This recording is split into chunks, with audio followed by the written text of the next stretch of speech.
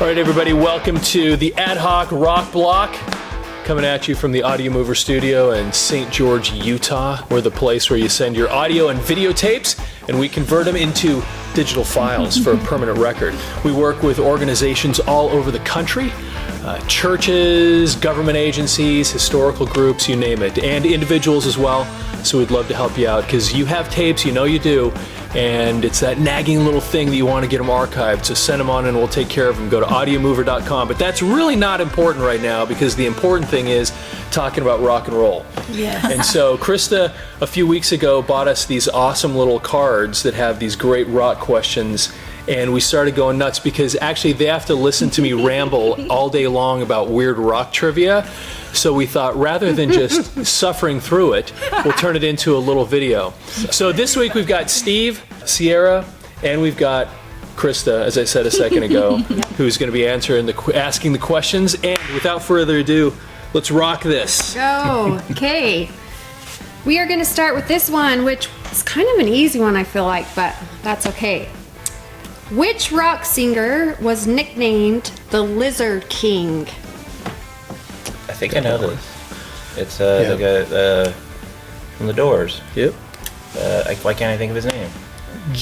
Jim Morrison? Jim Morrison. Well, I don't know the answer, but I know Jim his Morrison, name. the Lizard King. Jim Morrison, yeah. Why? I'm assuming a tongue type thing? I don't know. You don't know Strangely, why? I don't know why he don't was know called the why? Lizard King. I knew that he was called the Lizard King. I mean, it's kind of just something everybody knows, but I don't know. Yeah, I don't know what the story is. I think it has something to do with his disappearance and because they say he's still alive somewhere. I think it has something to do with that. I swear I watched a video recently about celebrities that are that we think are dead but might be alive, and one of them was Jim Morrison. And Elvis. Wow. Jim Morrison and Elvis are hanging out in a And bar Elvis, somewhere right now. Tupac, you know. But they brought up the reason why he was called the Lizard King. I just don't remember. I thought it was something related to his poetry that he'd put together. I don't know. We're but going to have to look it up later. Yeah, we have to look it up. yeah. Anyway, If anybody knows, let us know. yeah, that would be interesting. We should. Everybody's going to be looking at that, including us, as soon as we're done here. So he was a fascinating dude. Did you ever see the Doors, the movie, the Val Kilmer? Mm-hmm. Val Kilmer was so great. And as a matter of fact, you look at that iconic picture that they retook with Val Kilmer as Jim Morrison. It was just, I was blown away. Yeah. I actually met Val Kilmer at a Comic-Con a couple of years ago, and he was struggling a little bit. Yeah, he Let's was see, physically. great lately. Yeah, Oh. yeah. It's interesting because he was also the guy that was in Top Gun that And he was Batman. and he was Batman too. He was Batman once, yeah. Batman forever. But Jim Morrison was, I mean, obviously he's this legend, and he's one of those people that died when he was really young. And his grave is, I think it's in France. Oh, wow. Where they buried him, and I think that's where he died. And yeah, as I recall, they have a bust over his grave. Oh wow. I think that's right. Anyway, but yeah, More information. but people still. And people obviously just make voyages to go there and to visit Right. that website. But we used to play. I mean, I was in a couple of bands a long time ago, and we used to play a bunch of their tunes. And it was so fun the playing music. Doors tunes. Well, what was interesting is he was such a. The music was super cool, but he was a character. I mean, he was this larger than life, and you'd see him. He had so much charisma just dripping from him as a person, and that was part of the attraction because he was a super handsome guy, and he didn't have this particularly strong rock voice, but it just sounded cool, and he was cool, and there's so many different things when you see because he was the guy that I think he took his pants off or exposed himself at a concert.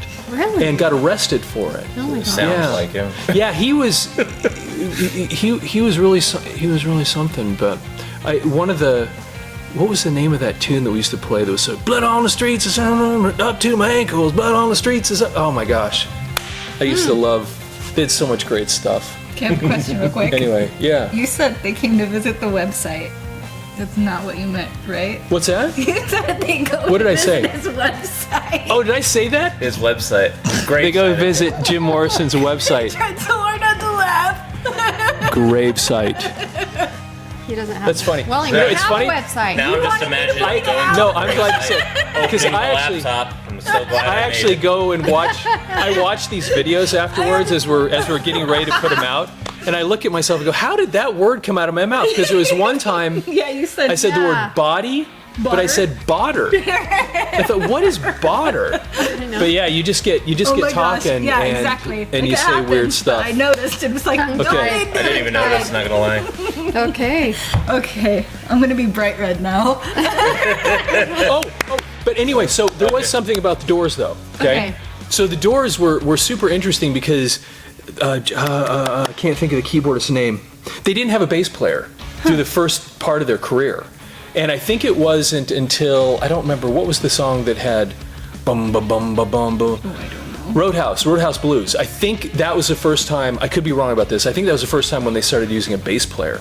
All they had, Jim Morrison, lead vocals. They had a guy on Super Continental. I think it was a Super Continental organ. I can't believe I can't remember his name. Jim. Yeah, was that right? He was the guitarist. Man, I'm feeling really stupid. I can't think of their names. I just happen to know that from You Don't Want to Know How. They had a drummer, guitarist, keyboard, and Jim Morrison. No bass players. That was super unique about their band. Was that they weren't? I'm not I don't know tons and tons about them, but that was always a really I guess interesting they could get thing. away with it having the keyboard because you could probably play at the bass line on the keys. Yeah, and that's what he did. Yeah. I mean, if you watch him playing, he's rolling the bass line with his lower hand, and then he's playing. It was really cool stuff. Yeah. Huh. Okay, should Cool we move stuff. on? Yes, let's do it. Okay. Which famous rock band's guitarist performed live in a school uniform? Oh, I got that one. Oh, I know who it is. It's Angus Young, right? It's Angus Young. And he's part of. AC/DC. What rock band? AC/DC. Yeah. Oh, yeah. Okay, see, I was seeing School of Rock in my head.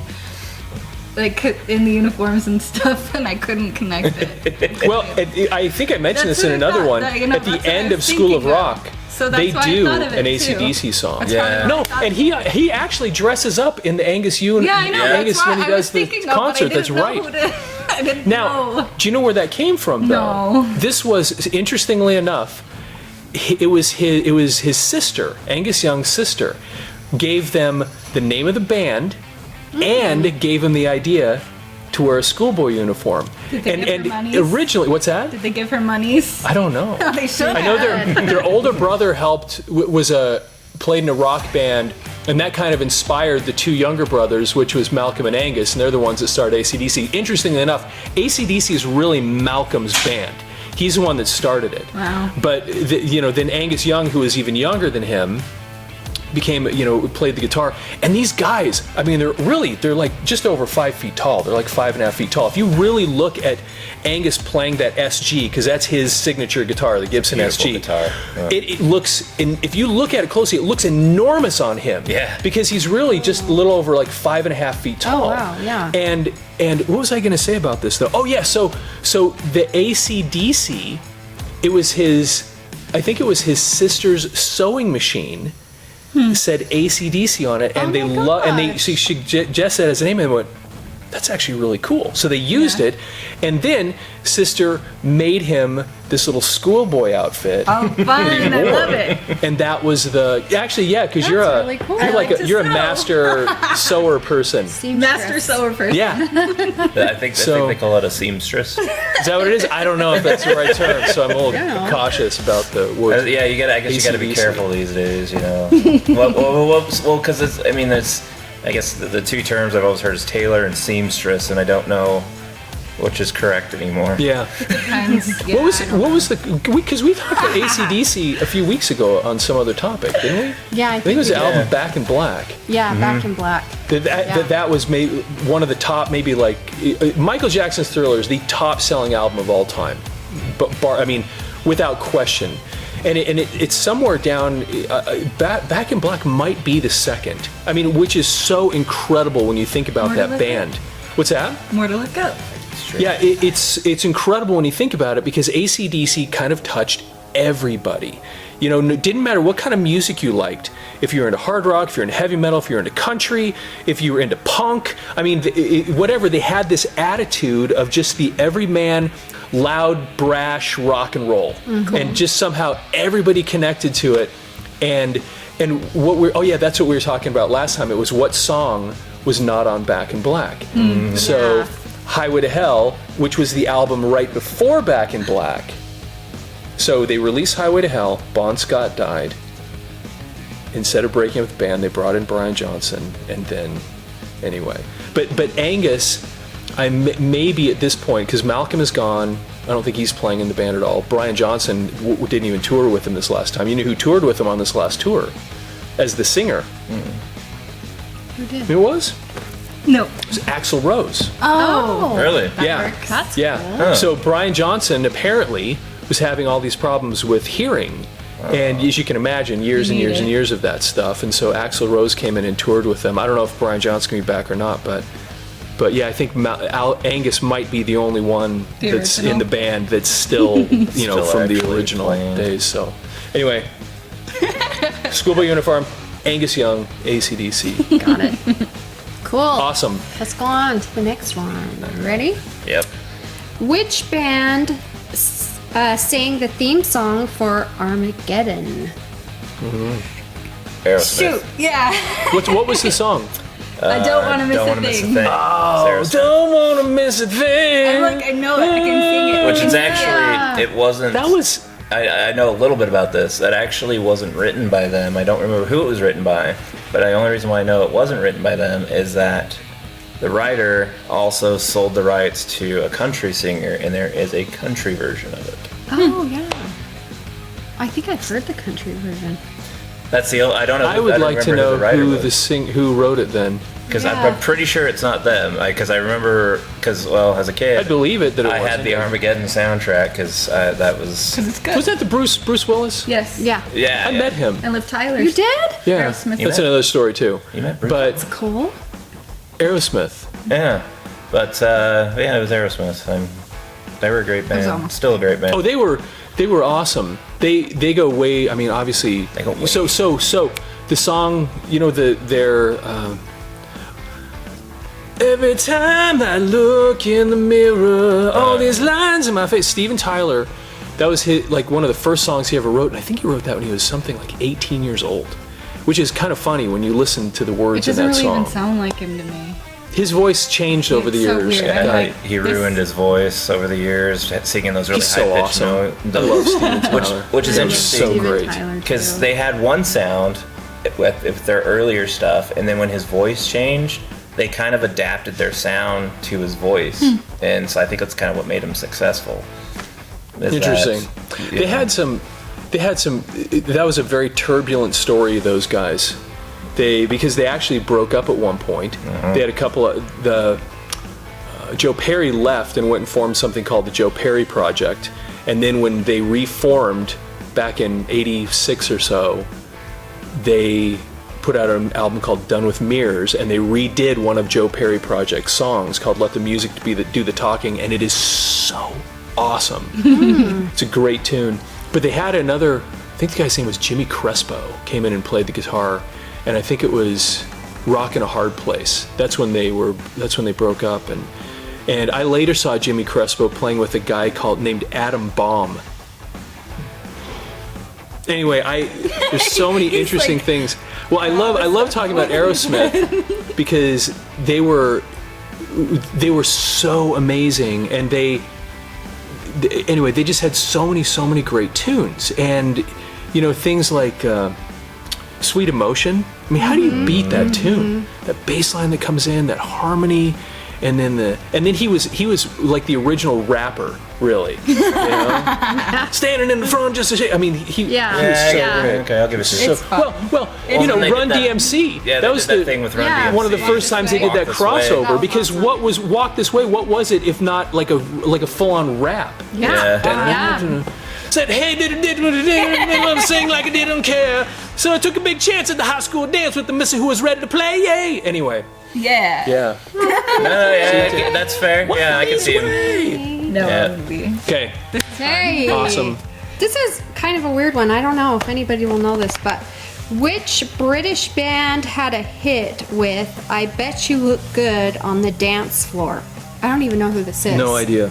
So, Bet You Look Good on the Dance Floor. Does it sound like a new band or an old band? it sounds like a I don't know how you old know that. band. maybe old, but I Well, don't sometimes know. you determine I the don't know. old by they have the something, you know, and it's that kind of gives you a It's a clue. band. I have no idea. So, And it says what is it name? I bet you look good on the dance floor. I Bet You Look Good on the Dance Floor, and it's a It kind of British sounds band. familiar, Dance which is floor. weird, but A British band. Okay, Trying to old think British of British bands. band. And What that if it's sounds not like an old? old song. That sounds like the name of an old song too, Yeah. doesn't it? But I mean, who would be I don't know. some I of these? Bet You Look Good on the Dance Floor. Should I give it to you? Hang on, Some on, guys hang are on. trying to It's sell crazy. Hang on, hang I on. have no idea. I bet you look good. Well, I'm trying. So what's going through my head right now is trying to think of a British band that would have a song like that with Yeah. a name like that. Yeah. And I'm struggling because you know some of the ones that come to your mind are the Who and the Animals and Neither one of those. yeah and but see I wouldn't imagine that those two would. Bet you look good on the dance floor. I don't know. I don't know. Should I give it to you? Yeah, probably. Arctic Monkey. I knew it. I knew it. Are you kidding me? No, I mean, The Arctic I knew Really? it was. It's new. Oh, it's a new song. Okay. Yes, that- and I 'Cause know I've never the heard of idea. that. I know the song. Oh. I just couldn't think. I've heard of the band, It I've sounds never so heard them. familiar. I've never heard of them. Oh my gosh, I have never heard Arctic of them Monkeys. either. What is it again? Arctic Monkeys? Yeah. Monkeys. Yep. Arctic Monkeys. And you've heard of them? Yeah, for Are they sure. awesome? Yeah. Is it what kind of music is it? What's it You'd like? like it. There's lots of energy, lots of instruments, lots of fun. Yeah. I mean, is it dance music? Is it Not exactly. hard rock? Is Hard it what's it rock or- like? I can't Heavy metal tell you. or- I don't know. What is- I've never You've heard never it. heard of the Arctic I know. Monkeys? I know who. I've heard of them. I've just never heard them. Okay. Homework. Yeah. Okay. Homework, Cool. I guess, for later. You stumped. All right.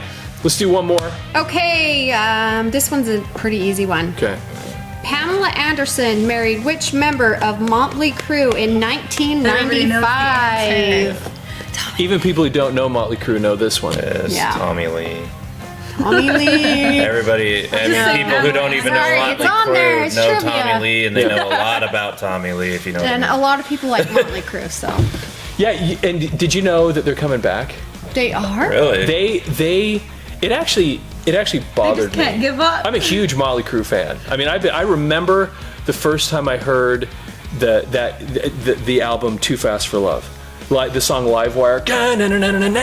I mean, I remember sitting in somebody's backyard when that tune came on. Do you guys know the song I'm You talking remember about? you were in the Plug me in, I'm alive tonight, out in the streets again. Turn me on, I'm the hot. Okay, Oh my yeah, I've heard gosh, that's a great tune. What's that? I've heard it, but You know the song. Yeah. It's I a don't know great it well song. enough to sing it. But yeah, I've heard it. Anyway, so I've been a fan of theirs way back. And they were really interesting because their second album, which was called Shout at the Devil, they did something yeah, they did something really funny with that album. I think you have it Super over there. unique. The album? Yeah, oh you yeah, have I've got Shout all at the that Devil. thing. Yeah, for sure. I got it all. So, but if you read the back of the album, I have a video about this online too. If you read the back of the album, there are the words, "Warning, this record may contain backwards messages."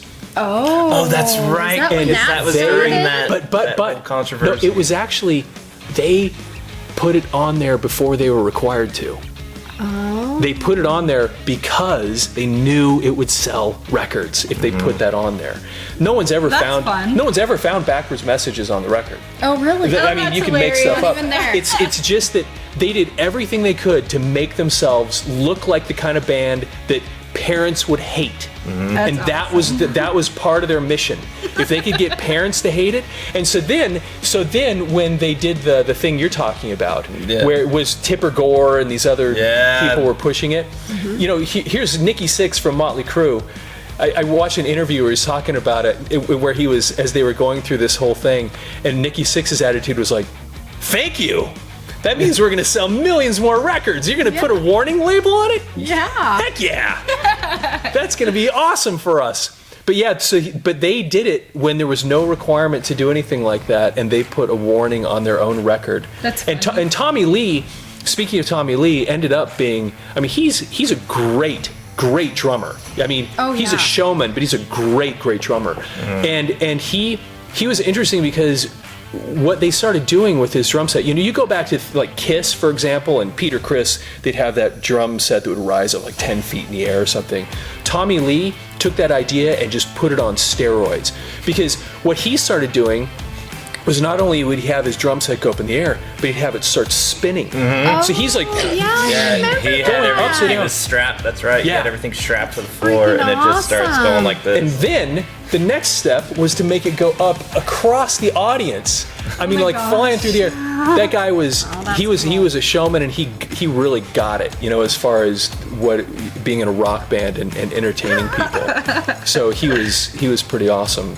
Anyways, that's awesome drummer. Anyway, yeah, he was a really incredible performer. Anyway, let's wrap it up right there. Okay. So anyway, thanks for watching. We're at the Audio Mover Studio in St. George, Utah. If you have any old audio or videotapes that you need to get converted into digital, and you do, send them on in to us. We're at audiomover.com. That's our website. That's our website. Got that one right. Don't want to call that one the grave site. It's not the grave That's site. the website in that case. Don't go there. Visit our website and send your stuff in. We'd love to help you out with that. And anyway, thanks for joining us. Talk to you again soon.